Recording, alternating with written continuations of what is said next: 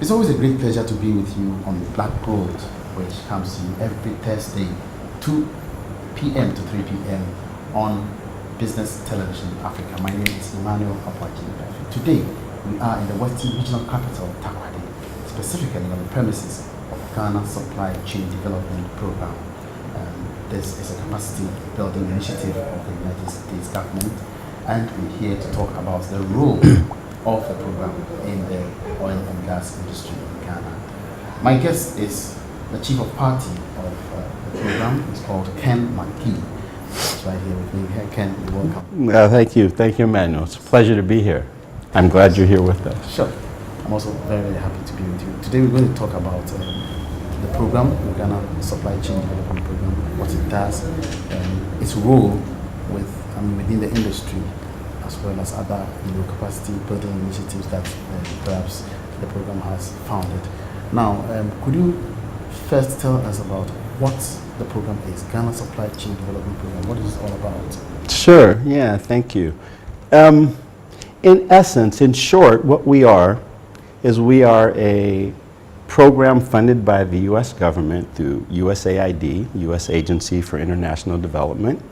And it's a multi-year program, basically a 5-year program with the total budget nearing $5 million, give or take. And what we are tasked to do with that is really build the capacity of local businesses. We call them SMEs, but we're basically talking about businesses that are already in, want to be in, have a vision to gain access to the major supply chains, particularly oil and gas. And that's why we're based in Takoradi. That's why the focus of our project really does have an oil and gas focus to it. And the way we're doing that, the way we're attempting to do that is really support local content. What I mean by that is we are trying to use all of our resources with local business service providers, institutions that do training, capacity building, skills development, and have them offer those skills and offer those trainings and other types of learnings to the SMEs, the businesses that want to become more competitive in the supply chain. Why did the U.S. government decide to focus on an area like this in Ghana's industry? Well, I think it just shows that there was a real vision within the government, within USAID particularly, to realize a couple of things, that oil and gas is an important sector for the growth of Ghana. It's an important sector for U.S. business and other Western business and other interests, but it's also important for the development of Ghana. And so USAID has done, I think, quite a laudable job with their programs in the north of the country, mostly focused on agriculture and water and other health and sanitation issues. And I think they see the need to really add to that focus, come to the western region where there's a lot of need, where there's a lot of opportunity to do good, and where, let's say, US dollars and support can actually make a difference. And so our head office, the NGO that we all are a part of, Pyxera Global, based in Washington, D.C., was really glad to get this support and to take on what's a challenging project, but in a very opportunistic environment. So tell me, after 5 years, is it going to be renewed or perhaps curtailed? Well, we don't want to think about curtailed. We want to believe that after 5 years, ideally what should happen really is after 5 years, we should have made enough of an impact, hopefully with all the parties working together, that after 5 years, somebody else will want to take this on, whether it be the oil companies themselves or it's handed over to the government. There's a lot of options. Or, of course, USAID could continue to support it. But the main thing we're focusing on is not what happens then, but to get to those 5 years with some impact and to really make some local businesses much more competitive in the supply chain. That means getting contracts, getting opportunities, performing well on those contracts, and really putting a face to local content within the oil and gas and other sectors. So even before we try to see what actually you've been doing, I mean, you know as well, you know so much, as well as I also do, that local content policy or regulation is very key. Yes. When it comes to including locals in the industry. Now, tell me, I mean, how do you find Ghana's local content policy? Did you also, because I know that before its advent, there were some, reservations by some of the players in the industry, who were kicking against some aspects of it. Now, tell me now, it's a law. Yes. How do you actually feel about it? Well, I think it's fair to say that we very much support the local content law. We think it's very commendable that Ghana has had the foresight to put this in place early in the oil and gas development in the country. Yes, I think probably there's some differing opinions about some of the targets and some of the long-term effects of the law. But I think in our interactions with a number of stakeholders, being oil companies, contractors, subcontractors, government, opinion leaders, NGOs, people like the law and they think it's going to help. And I think what it really does is set a platform that everyone has to follow. So companies need to think about a local content policy. Companies need to think about really looking harder to source contracts and services here in this country. Companies and entities need to look harder and think harder about equipping local businesses to meet contracts and to meet needs of suppliers and others. And I think what Ghana has done is looked at what other countries have done in the sector, Nigeria, Equatorial Guinea, Angola, Norway, where there's a lot of good models for local content legislation. And I think they've drafted and Parliament has passed a good law that people are willing to support and stand behind. Now let's come to what you do. I mean, as part of your objectives, you build capacity of local businesses to be able to do business with the oil and gas players. Yes. You also create linkages between businesses in that Yes. respect. Now, how do you go about this? What do you do in this respect?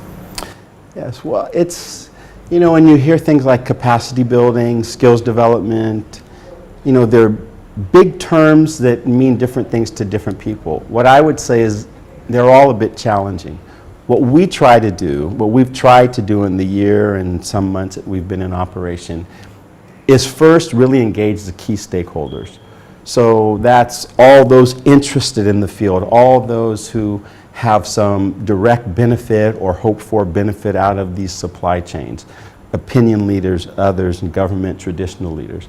And we kind of got a feel for what's out there. And so what we've tried to do is identify local business service providers who can offer trainings and can offer different type of skills development.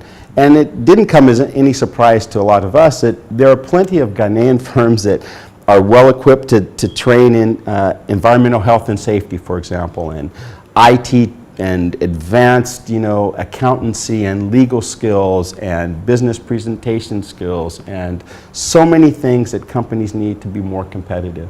So we've engaged them, we've offered them some additional skills development and training and just given them an opportunity to present to us proposals for what they could offer. At the same time, we're working with local SMEs, local businesses. I think it's fair to say that we look at virtually any business that wants to work in the oil and gas supply chain as an SME because it's still new relatively. Any business, I mean, what level, what's the size of business that you consider, worthy to do business with? Well, that depends because really the definition of SME, there's several definitions, but one thing most agree on that anything from 5 or more employees qualifies. So that's a small startup, and there are small startups that have made an impact in the oil and gas sector with delivering a product or a service that meets a need, up to other very well established and proficient Ghanaian firms that have supply vessels and do marine repairs and do engineering and construction for the oil sector. So that whole range fits within our program, we believe, because the oil sector is such a big sector in terms of dollars and cents that it's pretty hard to be too large to compete or too large to offer a service. So we have a wide range, but we are trying to use these business service providers to help these businesses improve their skills and capacities to make them more competitive. So one example is environmental health and safety, EHS or HES or SHE, however you choose to look at the acronym. Very important. essential to the oil and gas sector. And right now we're offering some trainings to about 35 SMEs. It'll start in the next few weeks, where they will actually be given skills, training, guidance to develop their own EHS policies and manuals. Why? Because oil companies have told us this is something that's lacking in a lot of the businesses that want to compete and want to get the contracts. So we feel this is an important first step. We'll offer advanced training in IT skills, so systems can be put in place, so when companies communicate with the vendors, communicate with oil companies, communicate with mining companies that are looking for contracts, they do it in a more professional way. They're able to track their resources, track their inventory, track their finances. You certify them after the training? Certification's interesting. Yes and no. Sometimes there's some certifications that oil companies, mining companies demand in terms of health and safety and other specific, a lot of them are known as ISO certifications. That's a term that's known in the industry. They're expensive, and so we're trying to find low-cost solutions for a lot of the SMEs that are part of our program to get that training. We haven't offered that yet. But the important thing to know is a lot of the companies that are looking to build their local content aren't necessarily demanding that just yet. They're demanding first solid EHS policies and understanding. They're demanding first, solid business ethics understanding. They're demanding first that companies really are set up technologically to meet and answer and respond to demands. So we think we can offer all of those things first as a foundation, and then really push some of these companies to offer contracts to these SMEs that we're helping. And that's a key indicator of whether we're being successful or not, if these companies can get the contracts. But how successful has this kind of relationship been? Because I know that many of the IOCs, major IOCs in the industry,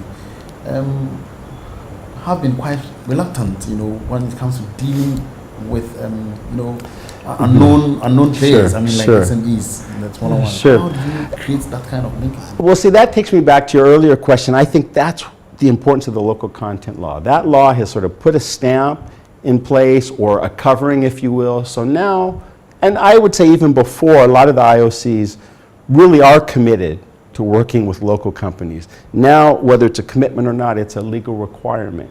And so the attitude is changing. I think it's developing, and what we find are IOCs and contractors and their subcontractors are asking us to help bring them SMEs that can be more competitive, help provide something to SMEs already in their supply chain to make them better, more competitive, more responsive, more productive. So I think we've gone beyond, do they want to do it?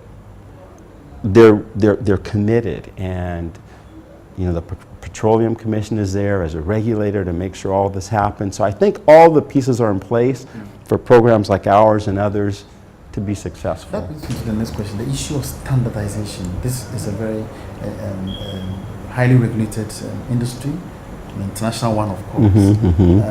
You are saying they are committed. Sometimes they have, these SMEs or local companies have reported, so to speak, that they are not forthcoming because these people are saying they don't meet international requirements in the industry. That's why I asked you whether you certify them to meet such requirements. Otherwise, it's one thing just building the capacity, but it's another knowing that they're actually doing the work. No, it is, and you're right. Standardization is critical, and I didn't mean to say that certification is not important, but we're just looking at it in stages and steps and trying to do the first things first, if you will. It is very important, and the bigger, more successful Ghanaian companies that are doing the more successful business with IOCs and with international mining companies and shipping companies and the like certainly do have some of these certifications.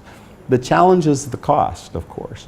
And one of the things our program says is we strive to offer our trainings at a subsidized or low-cost basis initially, but it's not designed to be that way forever. You asked about the long-term sustainability. So we're working, I think what I really believe is we have a core group of businesses that want to succeed and have given us their support to sort of go through this journey with us. And I think between them, between ourselves, between working with financial institutions, which we've also brought into the program, the cost issue will become less of a burden over time if the companies start showing progress, the IOCs start really making the local content come alive and giving them opportunities. Then these other things will become much less of a burden. But you have a mechanism where you monitor, the output of the people, the companies that you deal with, to ensure whether they're actually delivering according to what you imparted. We do. There are limitations to what we can and can't do with our budget, but one of the things that we do have built into our program is a very robust, what we call M&E, or monitoring and evaluation component. So what we've done with the SMEs and the service providers that are part of our network is some fair amount of due diligence on them to, as you say, make sure they are who they say they are and they've done what they've said they've done or have the potential to do what they say they'll do. We do a lot of site visits and we're connected with them. Ours is not, we're not so big that they're just numbers and names in a database, but of all the ones we engage with, there's some real engagement there. So we've been to their premises and they've shown us their work and shared with us some of their successes and challenges. So we feel confident that the ones we are working with now and the ones we're trying to bring into the fold are actually doing what they say. Do you sometimes offer credit facilities to some of the people? That is the $100 million plus question. Our program does not offer financial assistance directly, and I think it's fair to say that at least I'm not aware of any others in the sector similar to ours that do. It's just not the way the industry is going. What we do offer, and we feel very strongly about, is education and we say access to finance. So what does that really mean? Because this question comes up every time we meet with businesses. Do you have money? Do you have credit to supply to us? Can you help us get those loans? We hear all the issues of the exorbitant bank loan rates and things like that. But we did something very unique that was quite interesting. We called it a speed dating event concept where two parties get together for short periods of time. They ask questions of each other, decide if there's a match. We brought together about, I think it was 35 SMEs and about 15 banks here in Takoradi for a full day. And out of that, there were about 70 or 80 matches between SMEs and banks and microfinance institutions saying, we want to talk to them again. We want to take a closer look at each other. No, it's not putting money in the account. It's not giving you that loan automatically, but it's bringing the parties together. We found that what really is lacking is sort of knowledge on both sides. Okay. What was most interesting in that whole interaction was both sides spoke about what they felt of the other, what was missing, what was lacking, and it was nice to see it coming together. We'll do more events like that, and we'll see over time, and hopefully very soon, whether any of those actually come to fruition with loans or credit facilities or something more for the businesses. We think they will. We're waiting to see. And have you, out of your own way, gone out to seek people, SMEs to come on board, or you wait until they themselves come to you for assistance? Well, that's interesting. Takoradi is still relatively a small place where everybody in the sector tends to know everybody. And what we found is people come to us. We've tried to be very active, as I said earlier, in our own stakeholder engagement, participating in workshops, meeting with the key sector and non-sector and community leaders. So people find us, we find them. We don't have any active recruitment to go out and find the SMEs, but there's enough of, I guess I would say, an interest in the whole sector and not so many actors that word seems to get around between the different players, who's out there, who's available. And so people do make a way to our door. And one thing that we find interesting, we're based in Takoradi, but we've had several businesses come down at their own expense for either our workshops, for meetings, just to meet with us. And we always point to that as a sign of both the viability of some of the SMEs and their commitment to really putting some of their own resources on the table to gain better skills. Are you really paving the way for SMEs within the Western region or beyond? Beyond, but the simple fact is, you know, we are based here. This is the oil city. We're closest to the source. We weren't based here by accident, so we expect those that want to work with us to make it here to see us. Don't be too fair. The industry is for Ghanaians. It is. No, of course it is. But, you know, it has to be based somewhere. And so we don't have an Accra office, but, you know, maybe in the future that's something that'll happen. But for now, you know, really, I think it's sufficient for us to be here. And that's why I pointed out that one thing to our, I guess, our pleasure we found is that us being here has not stopped companies, even from Kumasi, coming to meet with us or coming to a workshop. We have a group from Takwa, for example, that come to all of our activities. And so, I mean, we're a national project for sure. Support locally, I mean, from within, I mean, apart from the funding aspect, do you have people, the indigenous supporting your activities? I think that's one of the strongest things that we have. I mean, we see ourselves as a committed business and residents here in Takoradi. We're very connected to the traditional leaders. We're very connected to, like I say, the key opinion leaders. We meet with NGOs. We meet with all stakeholders. Our doors are always open. And we feel a part of this community. And so I think I would like to think that we are as accepted as I feel we are. Well, that's impressive. We'd like to take a short break here.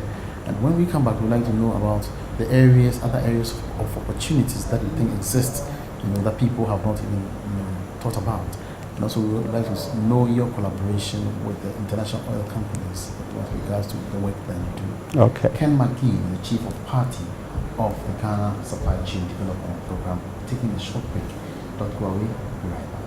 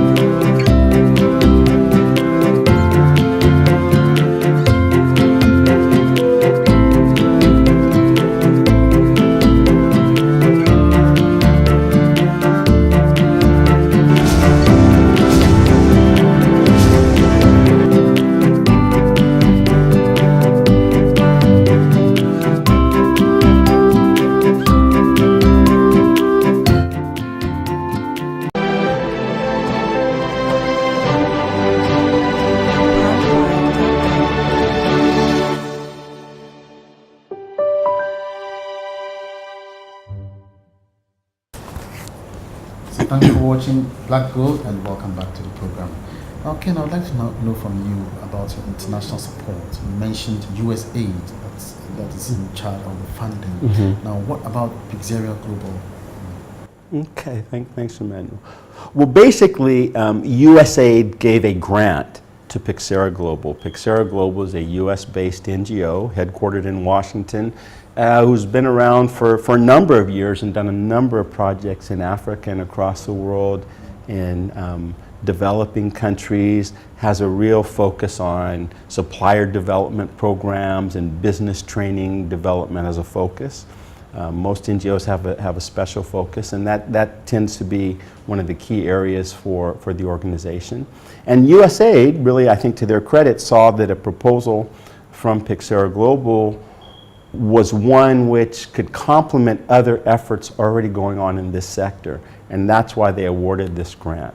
Not to stand alone and sort of be something that on its own could really make major changes in the sector, but in working in collaboration with other well-intentioned and similarly funded efforts could make an impact. And I think Pyxera Global was very happy to have that opportunity to extend its work in this area. So basically, like Pyxera Global is running the program sort of on behalf of USAID. Yes, well, it's a grant. So we all are employed by Pyxera. Myself, our staff, we're all Pyxera Global employees, funding provided by USAID. So we report both to our home office and to USAID, and we proudly, I like to say, you know, we sort of carry the USAID flag with us wherever we go.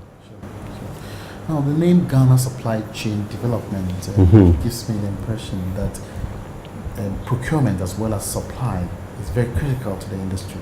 How relevant, how critical is procurement? Very much, and actually it's interesting. I mean, you know, it's a long name, Ghana Supply Chain Development Program, but it's actually the name that states what we're trying to do. We're trying to develop the supply chain. Not all of them, but the supply chain, the part of it that we can impact.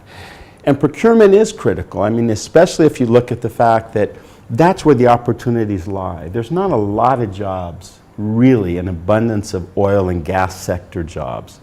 You know, there's just not an abundance. I mean, I think companies are doing well to bring Ghanaians on board, and really the percentages within companies is notable.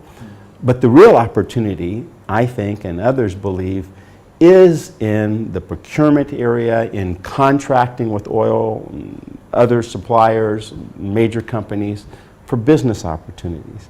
So a lot of times we refer to the procurement aspect as dealing with the suppliers and the vendors.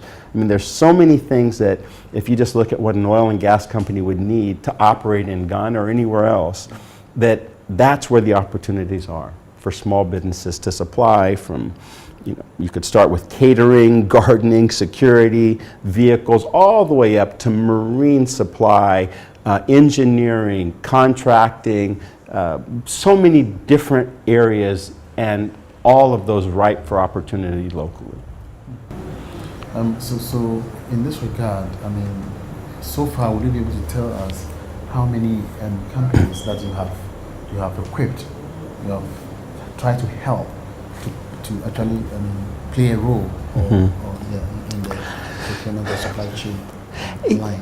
It's a difficult question to give you an exact number, because I think or would like to believe we've helped even more companies than are actually, let's say, part of our program. I say that because we've had workshops and people have come and gained ideas and knowledge and hopefully some connections from us that has helped them. But we have approximately 35 to 40 SMEs that we're currently working with, and about 15 to 20 business service providers. So that's probably our core group of beneficiaries. But if you really think of it, all of those have the potential to partner with others. One of the things we talk about is market linkage and forming joint venture partnerships even within the SMEs and business service providers to take advantage of economies of scale to maximize their potential output. So, I don't want to sound overly optimistic or make it sound that I'm avoiding the question, but I think we've helped at least initially a fair number of people, and we get good feedback from the folks we've dealt with saying they appreciate what they've received so far, but they want a lot more. So even if I say we've helped a lot, we still haven't done enough to make that impact that we really, really are looking for. Now, the Enterprise Development Center, the EDC, is managed by the Jubilee Partners. Now, how distinct are you? What are the differences between what you do and what the EDC does? Well, I'm probably not the best one to distinguish with what they do, but I can tell you with what we do. We're not, I think, that dissimilar of programs. similar sized budget, a very similar focus, capacity building, skills development, training of SMEs within the sector. I think their focus is probably exclusively oil and gas. Ours maybe not exclusively. One of the things we do that I think distinguishes our program is we try to work exclusively with local business service providers, and not to say that they don't, but certainly for us, the local content is the key. What I do think is important is for ourselves, the EDC, any other players in this sector, to make collaboration much more of a priority. And I say that because all of our budgets are limited. The size of all of them won't go nearly as far as it sounds. 5-year, $5 million sounds like a lot of money, and it's nothing to take lightly. But when you look at the cost involved in doing the work, it isn't as much as people tend to think. So I think one of the things that is missing, and one of the things that would help all of us be more successful, is much more transparent sharing of information and programming and planning, so that we're all complementing each other. We hear from SMEs all the time that they get invited to a lot of workshops, a lot of training opportunities, they hear a lot of things, but sometimes they're hearing the same thing from different sources. And we want to avoid that duplication. And I think it's to each entity's benefit to avoid the duplication. And so we're working on that. I'm looking at the local content policy. Do you think the 80% local content, achievable? Is it achievable by the given period? Well, I think theoretically, certainly it's achievable. It's a big target, but it's what's wrong with having a big target? I think it's commendable again for the government of Ghana to have that target. I think it also puts a burden on the government to make sure that they do all they can to support all the necessary steps and development resources to make sure that that happens. And it's incumbent on, of course, the companies, the international companies and those that are here benefiting from Ghana to also support it. It'll be a challenge, but I think it's a good challenge, and I think programs like ours I know programs like ours are committed to work with those numbers as a threshold and as a goal. And we find, as I said earlier, at least amongst those beneficiaries out there, that's not too high of a number. They're ready, willing, able, and excited, needing that extra step, but they're there. So we think that's very positive. I believe you might be privy to some information elsewhere, but looking at our industry and perhaps comparable to other developing countries who have also hit oil and gas, do you think that our industry is any way good? Compared to perhaps like sister country like Nigeria, by way of local content. Well, I'm not a long-term oil and gas person by any means. I've been blessed to have worked in a few countries in the sector, mainly Equatorial Guinea, before coming here. A few years ahead of Ghana in its development, and I've spent a little time in Nigeria. What I think is very important is that Ghana seems very willing to learn from lessons, positive and negative, from all the other countries, Angola and Norway, some of the other ones I've mentioned. And I think the framework is set really for Ghana to succeed beyond or to achieve as much or more than any of the other countries we've mentioned. The infrastructure, the government, the support from donor agencies is all here, at least in stages and being developed. I think potentially there's a lot of oil out there to be exploited. And so I think Ghana's done all the right things. And I'd just like to think that our program is a small but necessary step in that direction. More help is needed from all sides. But I think Ghana is well positioned. I know, or I believe, that they're in discussions with all those other countries we've mentioned and have agreements with some, exchanging information. I know there is a lot of exchange between Equatorial Guinea's oil sector and Ghana's. And I think those are good things. And I think those countries are willing to help. Okay. Do you necessarily derive the support from government of Ghana? I mean, in your work, do you receive the necessary support from government? Well, yes, and I'm glad you mentioned that. What we have, and we saw it at the very beginning, as I said, stakeholder engagement is critical, was and is critical to our development and our sustenance here.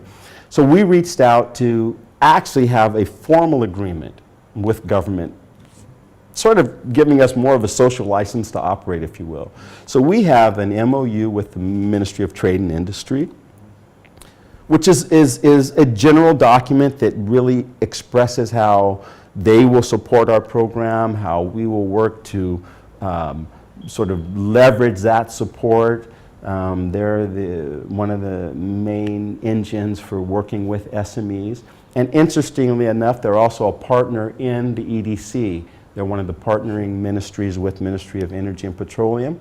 And we want to work with all of those ministries. And so it was just important for us to have, some government, if you will, maybe a stamp of approval that we felt like got through this MOU.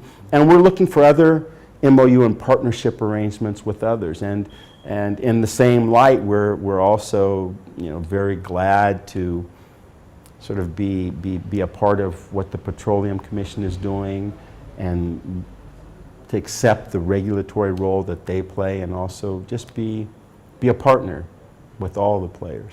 I was going to ask you what kind of collaboration exists between you and the IOCs, exists between you and the regulatory authorities like the Petroleum Commission, the GNPC and others. I mean, do you work, how cordial is the relationship between you and these institutions?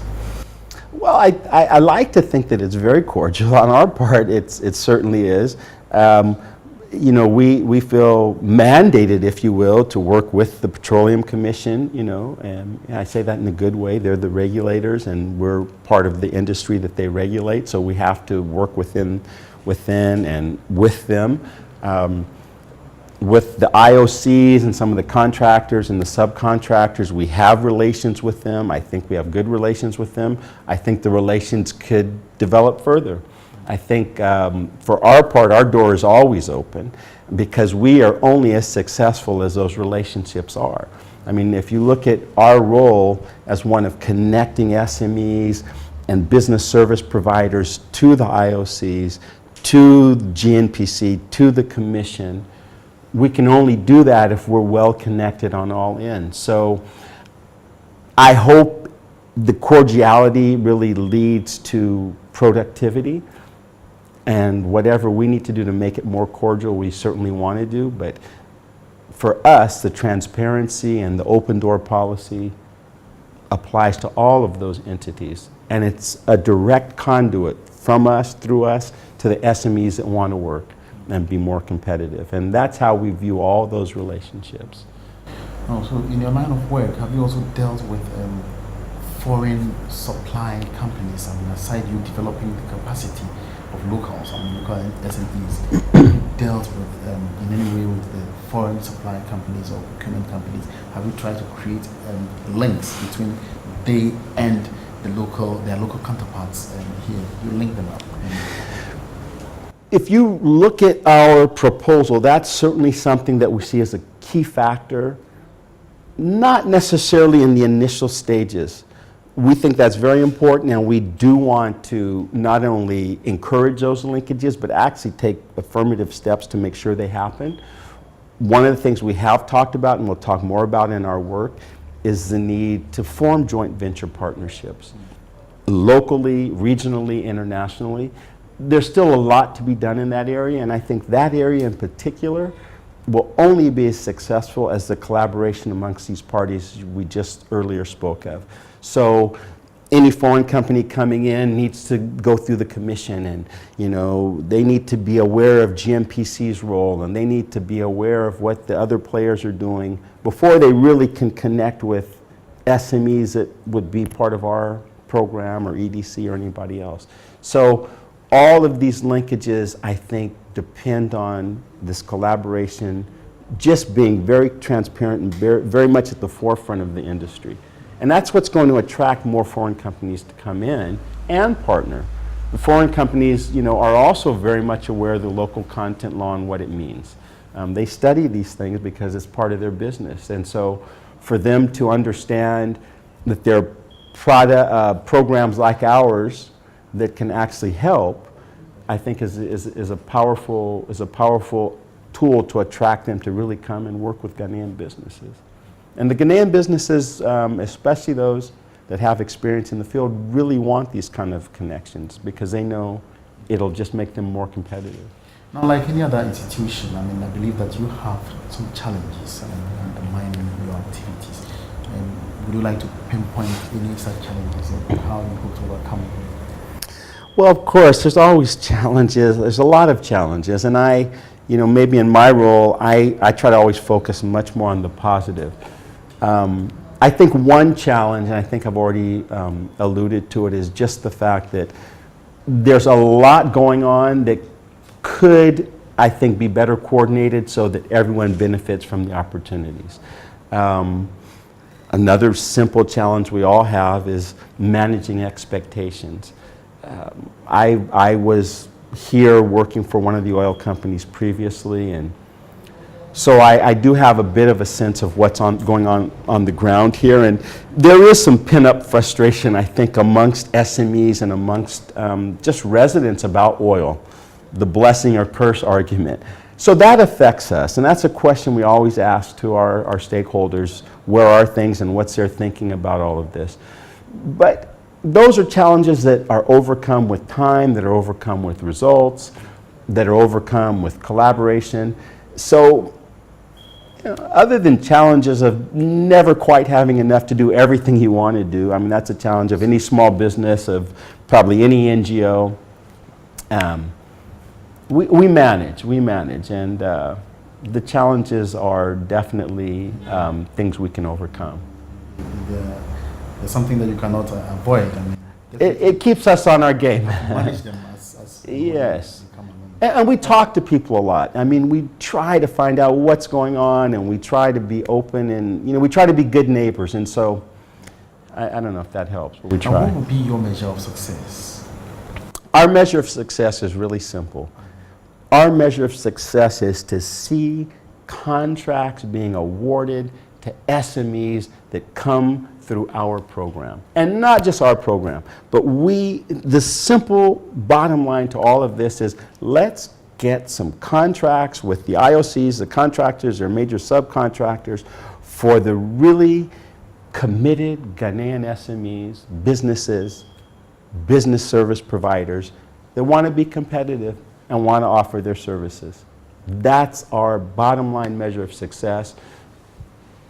Those are the numbers we'll put up on our wall, and that's what the companies want to see. And I also believe that, yes, everyone wants that, but everyone also wants to see some start to get it. And once other companies see the role models and the pilot projects and some others start to take off, it'll inspire them and it'll get them to fine-tune their businesses. But that should be what we want, that should be what the IOCs want, that should be what the Petroleum Commission wants, those contracts, at least in this sector, this part of the sector. Finally, we'll sum it up all. What are your final words? What are my final words? That's a tough one to say, except my final words are that this is such a necessary program. It has its challenges, but the oil and gas sector and so many of these extractive industries are so important for Ghana that it's important for us to be a part of it, and it's important for me to do all I can to make sure that I inspire the team around me to just be as committed as we can be, because I do believe success is right around the corner. Thank you very much, Ken. All right. Thank you. Thank you, Emmanuel. Appreciate it. Thank you. Thank you. Very insightful and very educative.